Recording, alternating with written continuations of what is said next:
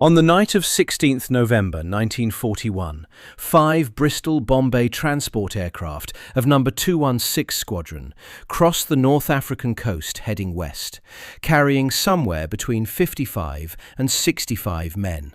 The operation's ration plan specified 55 combat soldiers, though the total count, including aircrew, comes closer to 65. By morning, the distinction was largely academic. Nearly all of them were about to lose everything they'd brought. The target was 2 Axis forward airfields on the Libyan coast, Gazala and Timimi. The 8th Army's major offensive, Operation Crusader, was set to open on 18th November. 2 days ahead of it, L Detachment of the Special Air Service, 3 months old, never used in combat, would strike the Luftwaffe and Regia Aeronautica aircraft parked on those fields with portable demolition charges. The calculation made sense. Destroying aircraft on the ground with timed bombs costs far less than fighting them in the air, and neutralizing those forward fields before Crusader opened could meaningfully alter the air balance over the coming weeks. Rommel depended heavily on forward air cover to protect his supply lines, and the forward airfields at Gazala and Timimi were the closest he had to the front. Eliminate the planes on those fields, and his truck convoys moved without air protection for days. It was a mission worth doing. The weather that greeted them had no interest in that logic. The gale had been building all day. Reports from earlier that afternoon indicated deteriorating conditions, and the officer commanding the operation, David Sterling, was offered the opportunity to scrub. He chose to continue.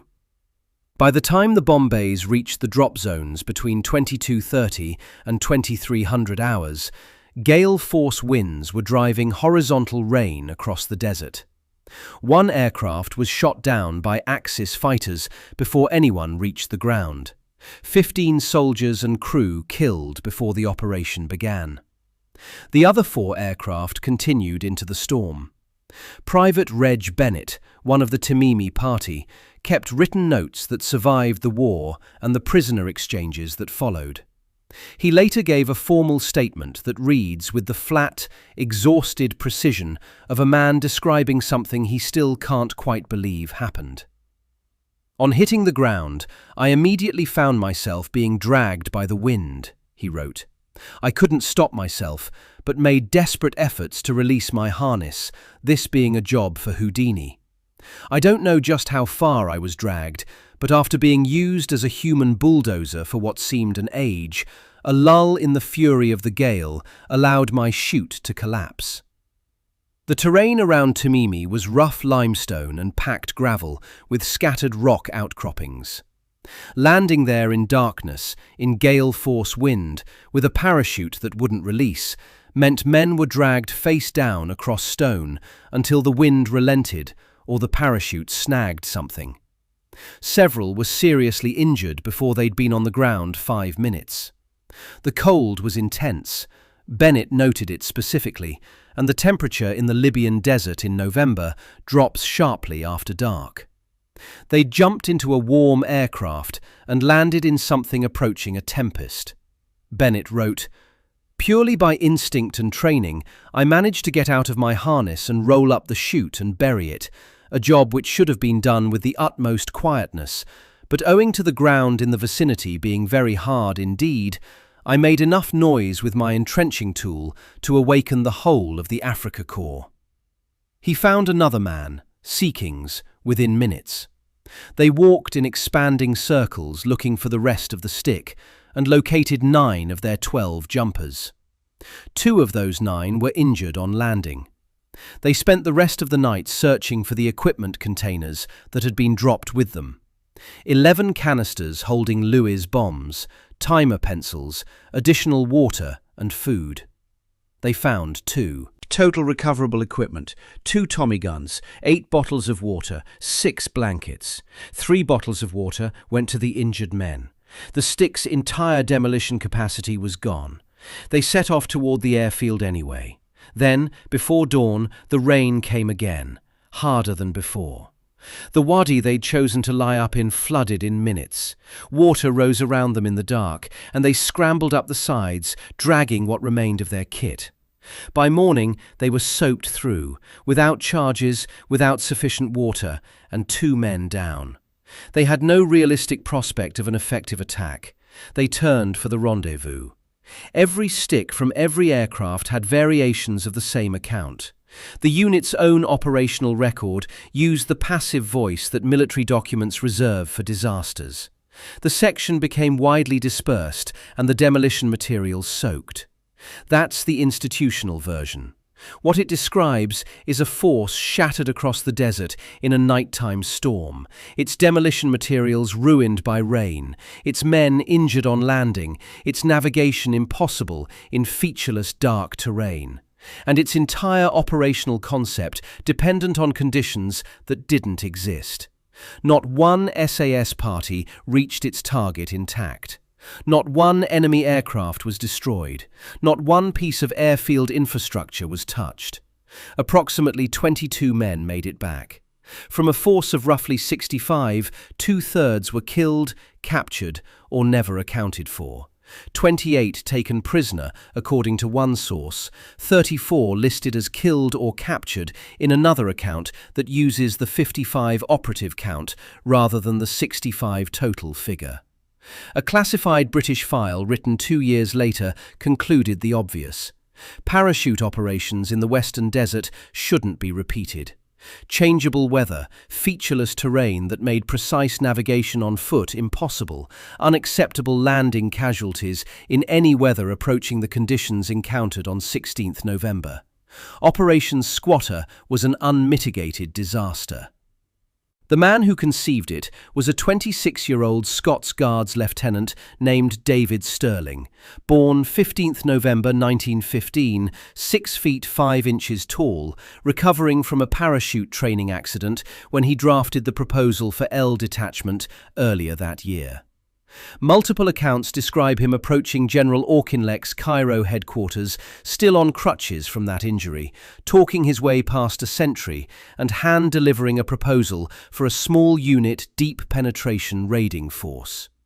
The idea was that 4 or 5 men operating quietly behind the lines could destroy more enemy equipment than a frontal assault, at a fraction of the cost and without warning the enemy of the main offensive's direction. Auchinleck approved it. 5 officers and 60 men were authorized for L Detachment, Special Air Service Brigade. The Special Air Service Brigade designation being deliberate fiction, a deception scheme to convince Axis intelligence that a large British airborne force operated in the theatre, when in reality the SAS comprised barely company strength. The unit assembled at Kabrit, Egypt, by late August 1941. Squatter was its first operational test. Stirling was personally among the men who needed extracting after the drop. He didn't return to Cairo and accept the unit's dissolution. But the parachute was finished as an insertion method, and the only force that could replace it was already in the desert, and had been for more than a year. The LRDG hadn't arrived at the rendezvous by chance. Squatter's operation order had specifically pre-tasked a patrol, R1 patrol, under Captain Easonsmith, for survivor recovery. The SAS men were ordered to march in small parties to a pre-arranged pickup point and make contact between 06 and 0700 GMT on the 3rd morning after the drop. A secondary rendezvous at Wadi El Mra was kept open until day 8 for stragglers. If no one arrived at the primary RV by the deadline, the LRDG was to leave 12 gallons of water and 2 4-gallon tins of dates at a marked sheikh's tomb nearby before withdrawing. The operation had always assumed the parachute insertion might not go cleanly. The LRDG was the contingency baked into the plan from the beginning. The recovery took days rather than hours.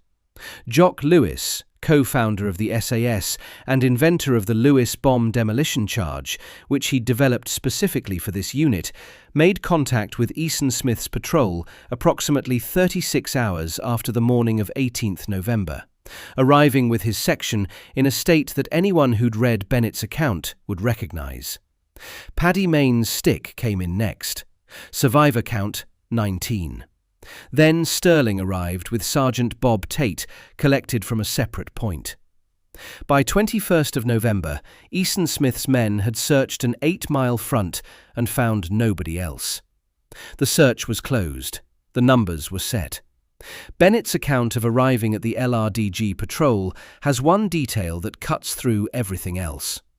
After a 36-hour march across desert in soaking clothes, with no food, severely rationed water, and the knowledge that roughly 2/3 of the men who'd jumped with him were gone, the first things to greet us were cigarettes. It was the finest fag I have ever tasted, as all ours had been destroyed by the rains. Those chaps got right down to making a real good scoff, and did we enjoy it. Hot food, cigarettes, someone else driving. The survivors reached Jagbub Oasis, also recorded as Giarabub, on the afternoon of 25th November. The journey back from the drop zone took the better part of 10 days. Much of it passed in the back of LRDG patrol trucks that knew their way through a desert the SAS men had just attempted and failed to navigate on foot. Those trucks need an honest identification because popular accounts and television dramatizations routinely insert the wrong vehicle here, and the error compounds in ways that matter to the story. In November 1941, the LRDG's primary patrol vehicles weren't the Canadian Chevrolets most commonly associated with the unit in wartime photographs. The Chevrolet 1533 X2, open cab, doorless, with the small condenser drum visible just behind the front mudguard, didn't arrive in LRDG service until March 1942, 4 months after Squatter. What Eason Smith's patrol drove in November 1941 were CMP Ford F-30 trucks. Canadian military pattern, 30 Cumberland payload rating, 4-wheel drive, V8 engine, built in Canada to British Army specifications. Canadian trucks either way. Not Chevrolets in that specific month, but Canadian. Built by the same industrial apparatus to the same payload class for the same army. The Chevrolet story, and why it defines the LRDG's identity both before and after November 1941, requires going back to the unit's founding. And the founding requires going back further still, to one officer and a decade of private expeditions.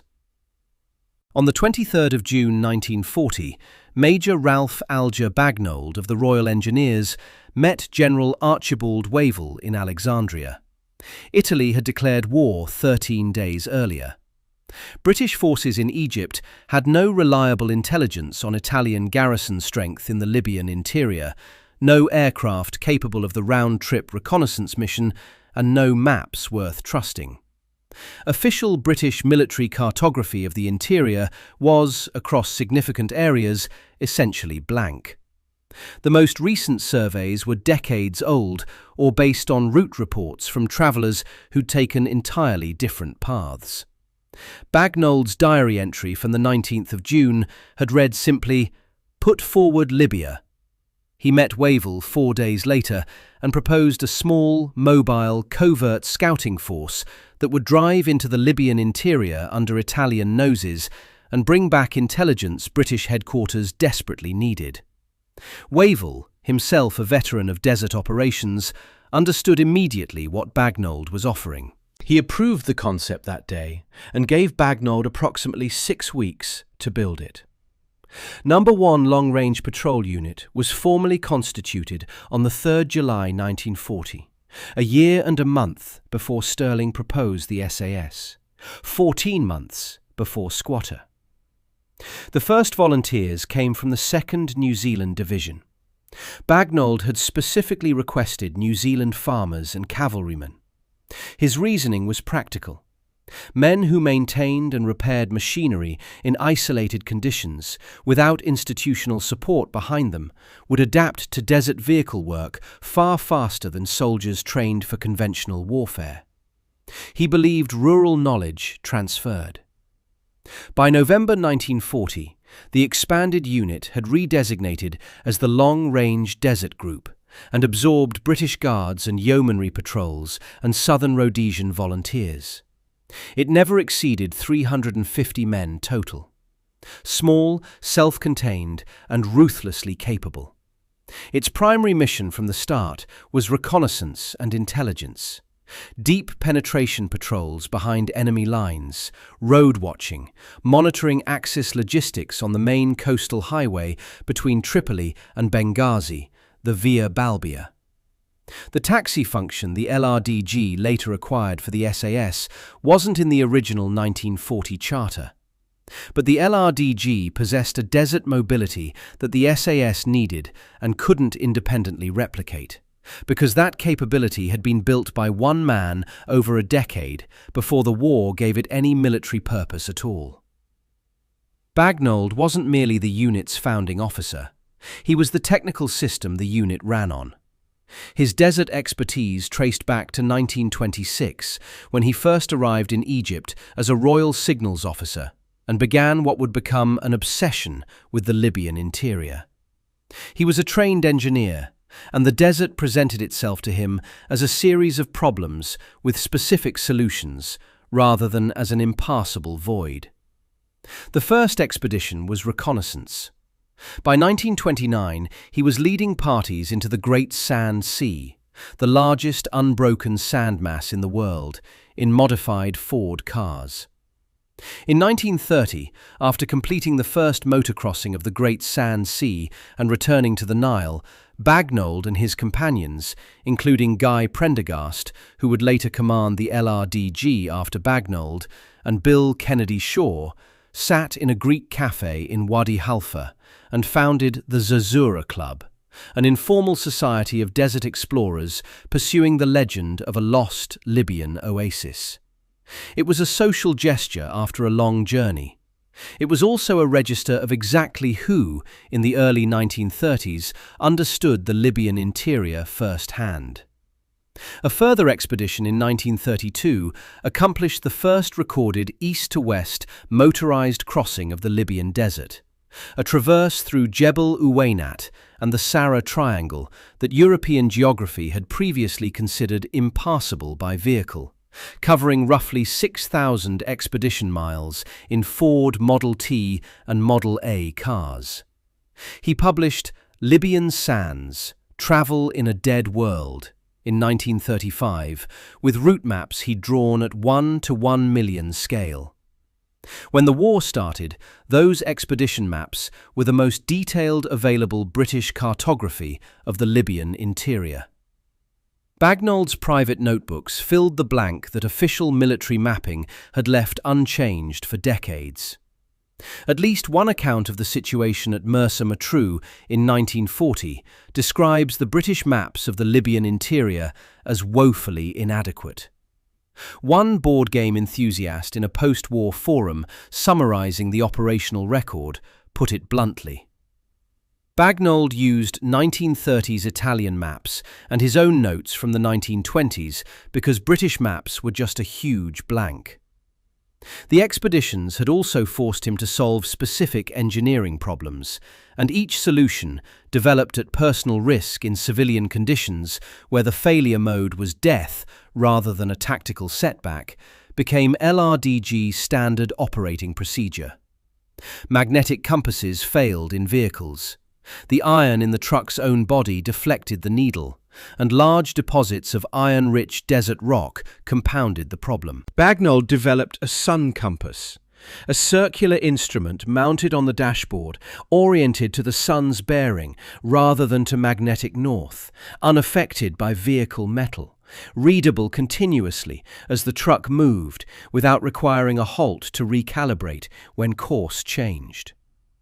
The Imperial War Museum in London holds one of his originals. Every LRDG patrol truck carried one as standard fit. Major General David Lloyd Owen, who commanded the LRDG from 1943 to 1945, described the advantage precisely.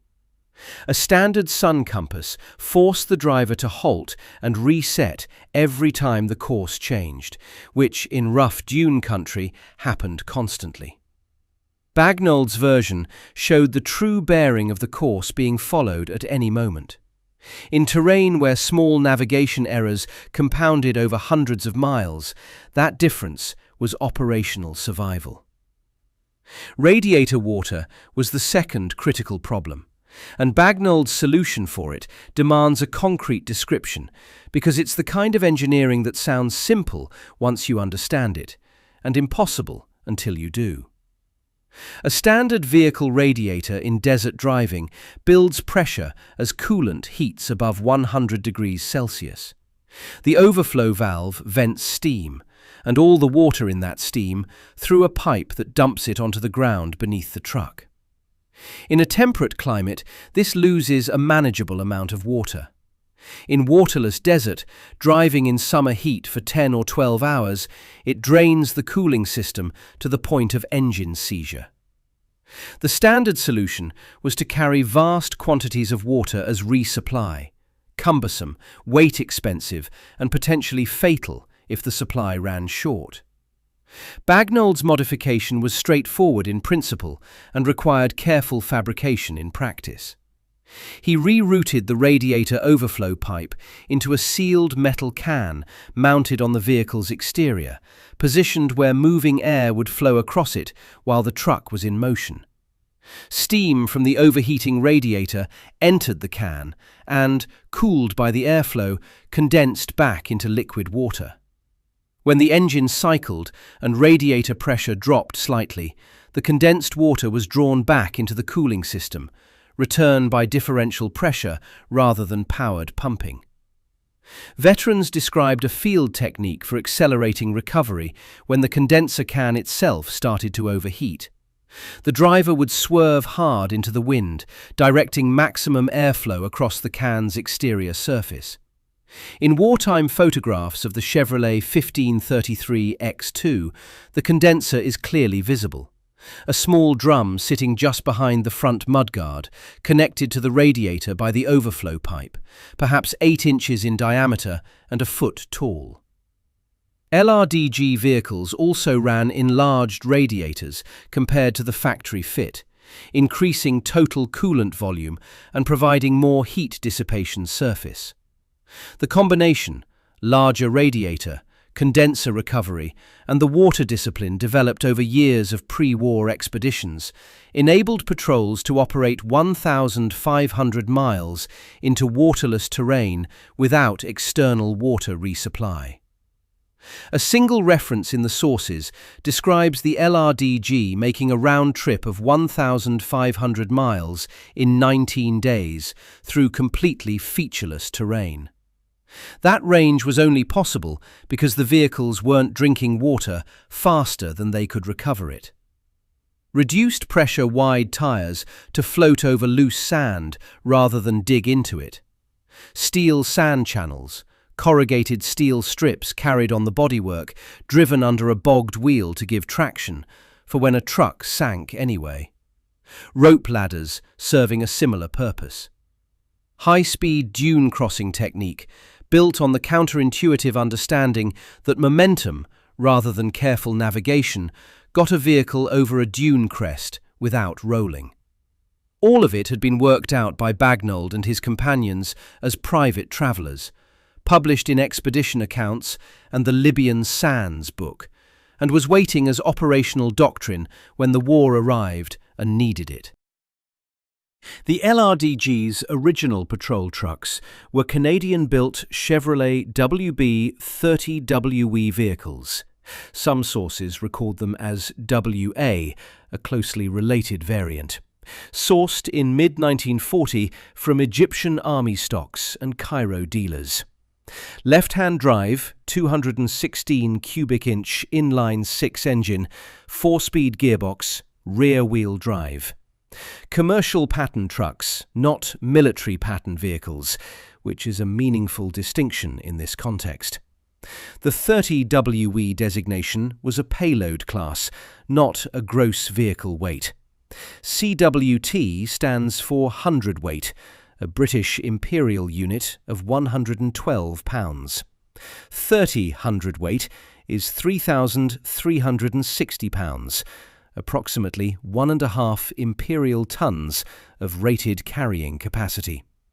In practice, LRDG trucks routinely carried considerably more than that, loaded with fuel jerrycans, water, food, ammunition, weapons, sand channels, and the crew's personal equipment stacked into every available space. Accounts describe loads of well over 2 tons per vehicle. The 30 WE rating was a nominal floor, not an operational ceiling. Bagnold chose two-wheel drive deliberately, and the reasoning was pure arithmetic. A four-wheel drive military truck could navigate more technically challenging terrain in theory, but it weighed more and burned roughly twice the fuel. The original Chevrolets ran at approximately 12 miles per gallon. Four-wheel drive alternatives ran at roughly 6. In operations measured in hundreds of miles behind enemy lines, with no resupply possible and fuel carried on the vehicle itself, that ratio was the difference between completing a patrol and running out of fuel before reaching the target. Range was the decisive variable, and range came from fuel economy, and fuel economy favoured the lighter, simpler, rear-wheel drive Chevrolet over anything heavier. Those first Chevrolets went on the January 1941 Merzuk raid, hundreds of miles behind Italian lines.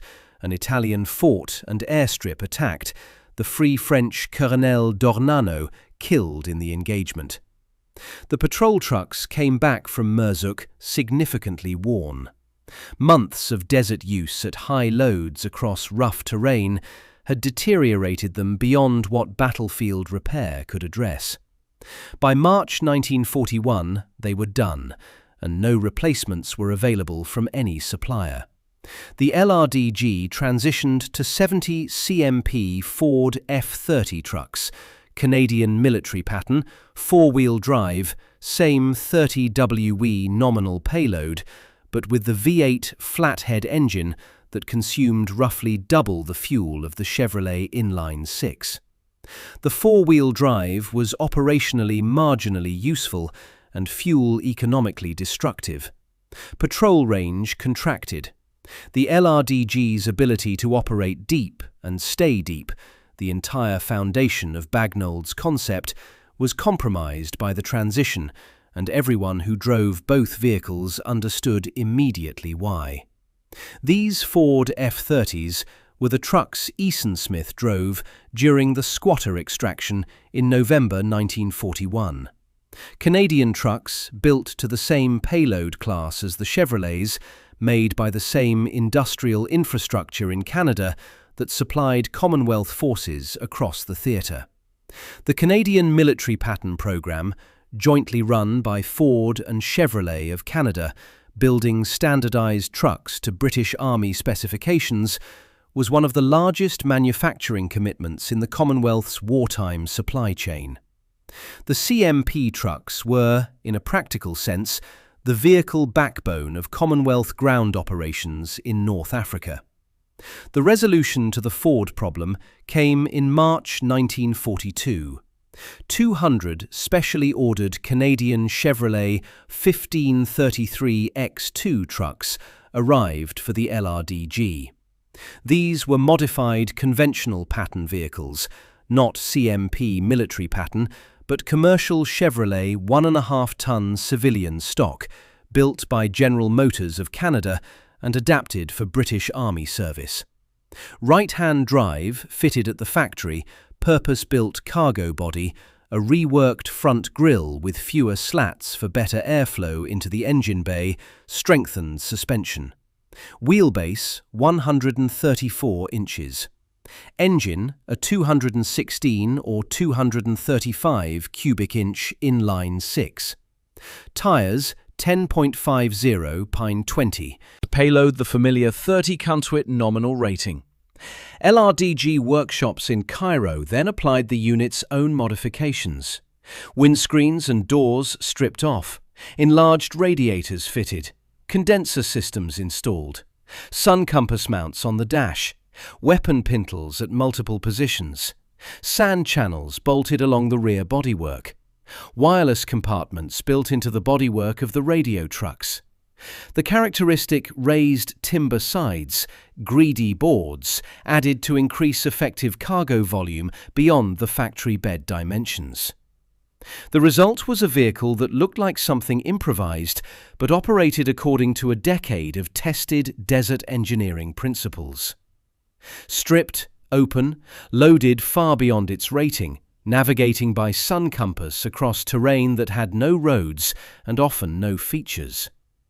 The 1533X2 became the defining image of the LRDG.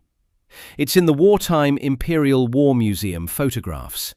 It's what wartime documentary footage shows in the desert. It's what most people picture when they think of the long-range desert group at the height of its operations. The truck encyclopedia description is precise. The most numerous patrol trucks employed by the LRDG throughout their operational life. It wasn't what collected the squatter survivors in November 1941. The Ford F-30 was. But the operating philosophy embedded in both vehicles, lighter than the alternatives, fuel-efficient, built for range over off-road brute capability, Canadian-built to serve British objectives, was present from Bagnold's first selection criteria in 1940. The squatter extraction ran on Canadian Fords because no Chevrolets were available. The unit's identity, from first principles, had been built around Canadian commercial trucks, modified for desert work, and it returned to that foundation the moment a better Canadian truck became available. The operation order for Squatter recorded the end of the mission with a single dry line. After being picked up by R1 Patrol LRDG, commanded by Captain Easonsmith, the survivors returned to Kabrit via Jarabub. That sentence contains the decision that ended parachute insertion as SAS doctrine.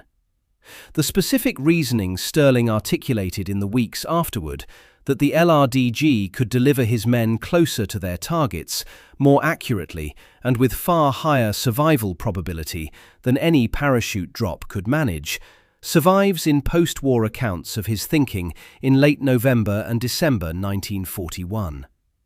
One attributed summary has him saying the LRDG would be able to take the SAS more comfortably and more accurately within striking distance of the target area than any aircraft insertion could guarantee.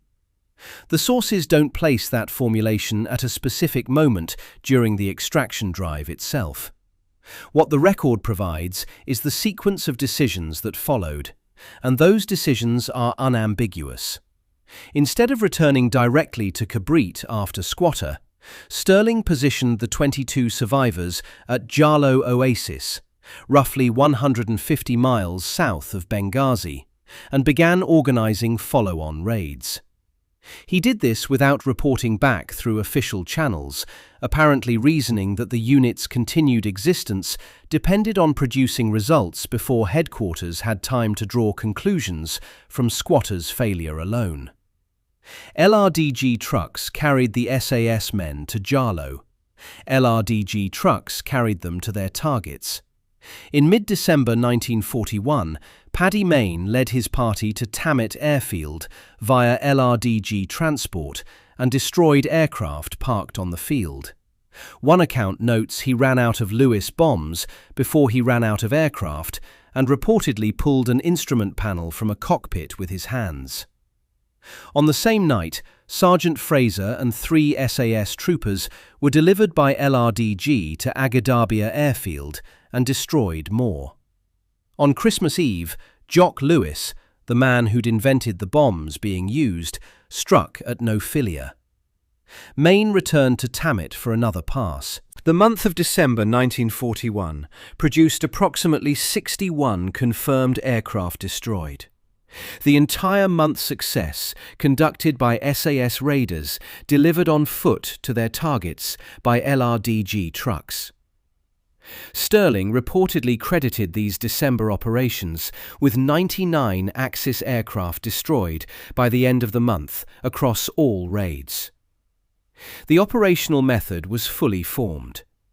LRDG drives the SAS to within walking distance of the target. SAS infiltrates on foot and places timed charges. SAS exfiltrates to a pre-arranged pickup point. LRDG collects them.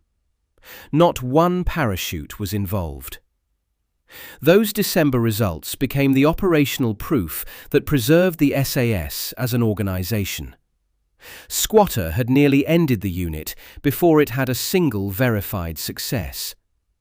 The December raids, using LRDG transport as the delivery mechanism, established the concept's viability and made everything that came next possible, including the vehicle that most people associate with the Desert SAS in the first place. The partnership acquired a nickname in the theatre: the Libyan Desert Taxi Service. Applied to the LRDG for taking the SAS where it needed to go, the name carried a slightly derisive edge from the LRDG's perspective. Their primary function remained covert reconnaissance and intelligence gathering. The road watch along the Via Balbia, deep penetration patrols monitoring Axis logistics, route surveys filling gaps in British military mapping. The unit concealed its vehicles away from the main Tripoli-Benghazi highway, camouflaged with nets and sand, and sent 2 men crawling to a position close to the road before dawn to count and classify every vehicle that passed. At night, they moved closer still. The results went by wireless to LRDG headquarters at Siwa, then to GHQ Cairo, arriving at British command faster than Rommel's own staff sometimes processed the movement of his supplies. The LRDG regarded itself as considerably more than a bus service, and it was correct. The taxi role and the reconnaissance mission coexisted because they were served by the same underlying capability: navigating precisely across featureless desert in vehicles that wouldn't run out of fuel or water. The 2 units remained distinct organizations throughout the campaign.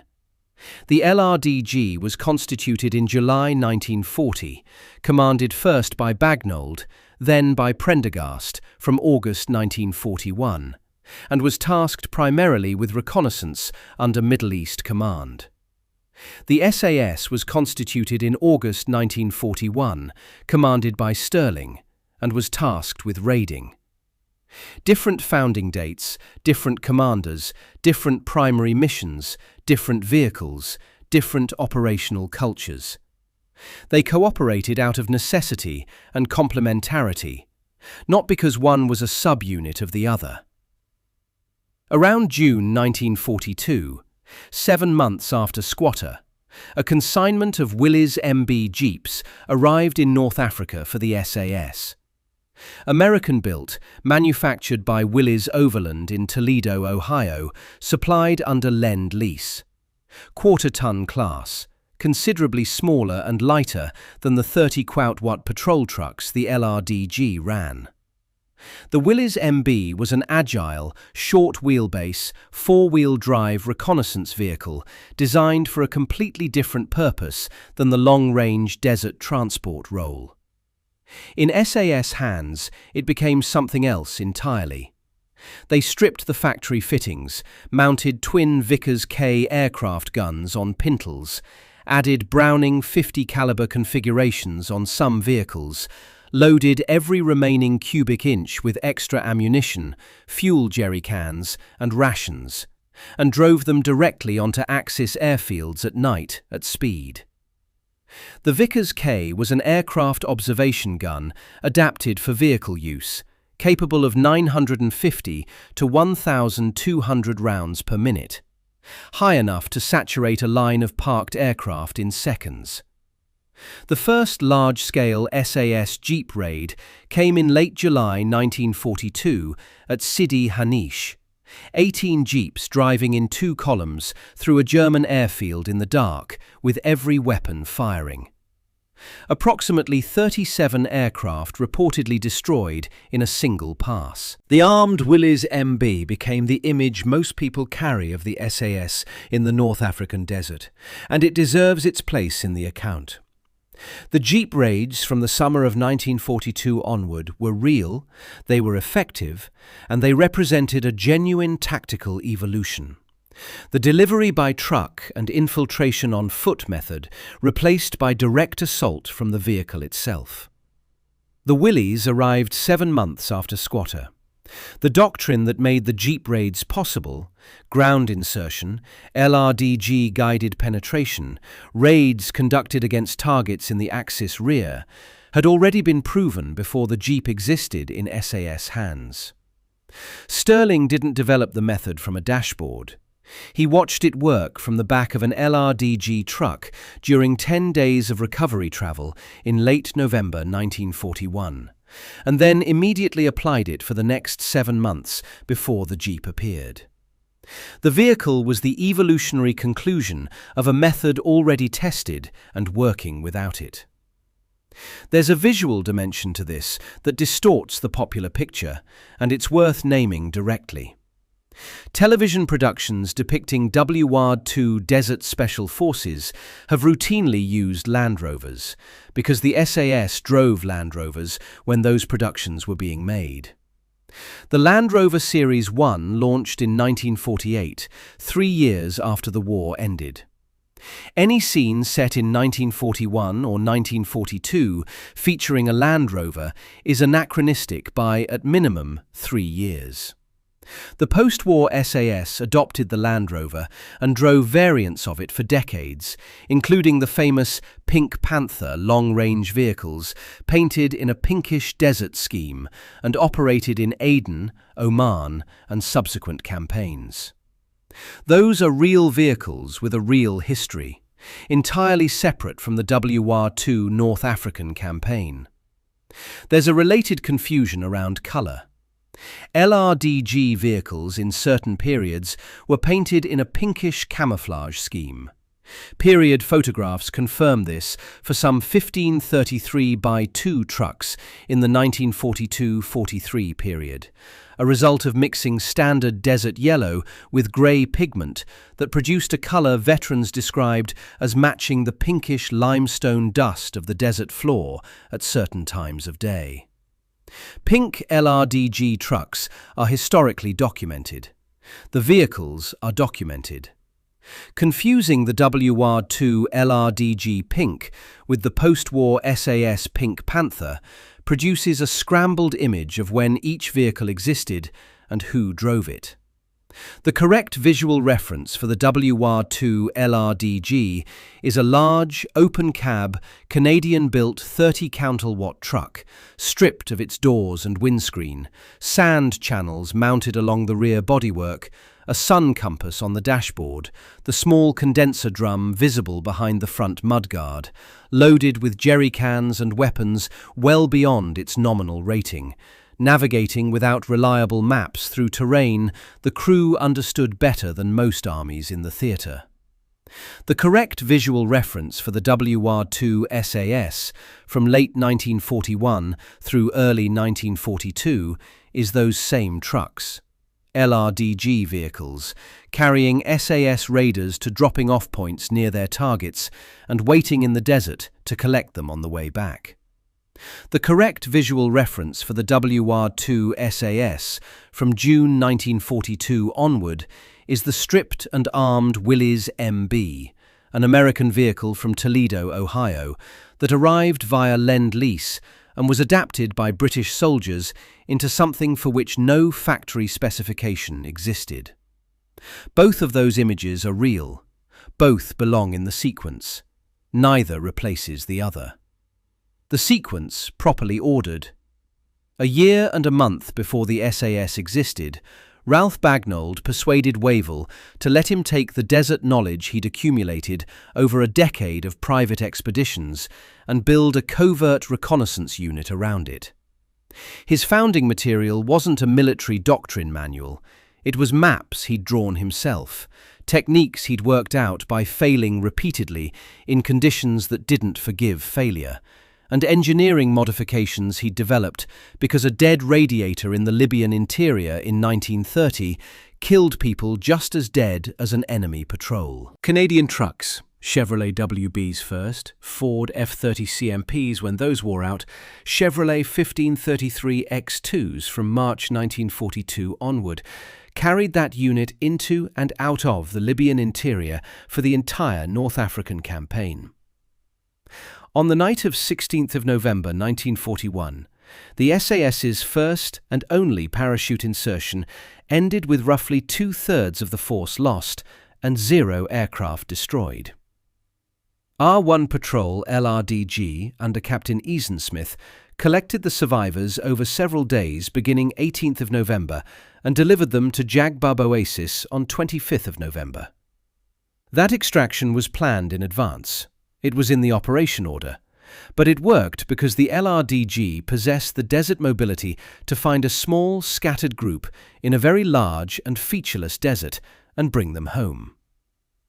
The men who climbed into the back of those Canadian patrol trucks were the entirety of the SAS's surviving operational capacity.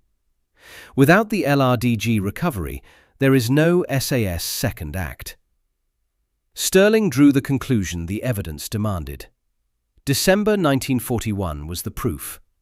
Approximately 61 aircraft destroyed, LRDG trucks as the delivery mechanism, no parachutes, no major casualties. The December results preserved the SAS as an organization and demonstrated the operational method that would define the unit for the rest of the war. The Willis MB arrived in June 1942 and gave the SAS a new and more aggressive form for a method already proven and working. The Jeep raids that became the legend were built on a foundation that had been in place for 7 months before the first Jeep appeared. The Jeep that made the SAS deadly in the desert was American. The trucks that kept the SAS alive long enough to use it were Canadian. The doctrine, the improvisation, the desert knowledge, the tactical inventiveness, and the soldiers themselves were British. All three matter. Get the sequence right, and the overloaded Willis finally makes sense as the culmination it actually was, not the origin it never was. If you want more stories that restore the missing first reel, subscribe.